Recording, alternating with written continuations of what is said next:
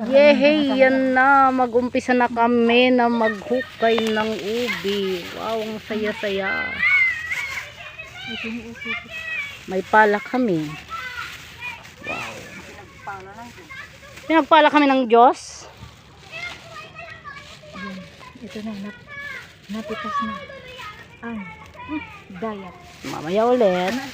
Hey, ang saya-saya. Diyos God light.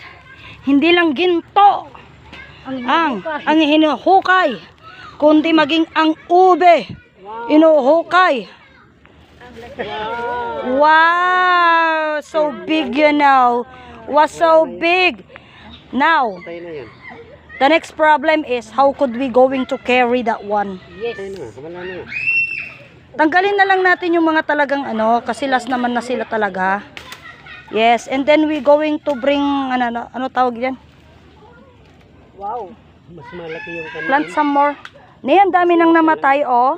Sayang, oh. Sayang, oh. Be careful, be careful. Ito yung lumipas na. Isang taon siguro ito, no? Yes, yes. Wow.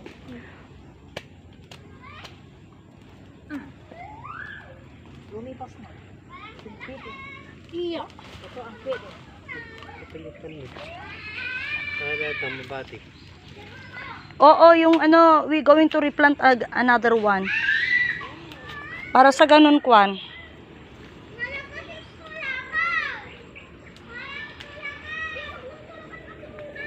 I need to be a little bit far. Para makuha ko kayo. Yan, yan, yan. Aha. Move to another side. Oh, mayroon namang Carabao Beach doon.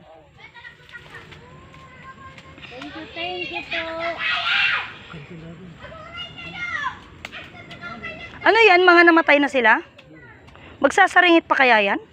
Eh, namatay naman na. Ay, damit ungol na ya. Hindi.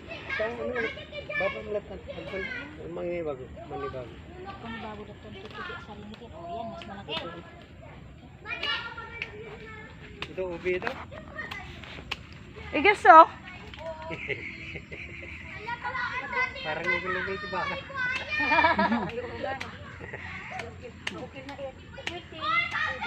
Hindi, biro mo kung natadegyente ko ng minig.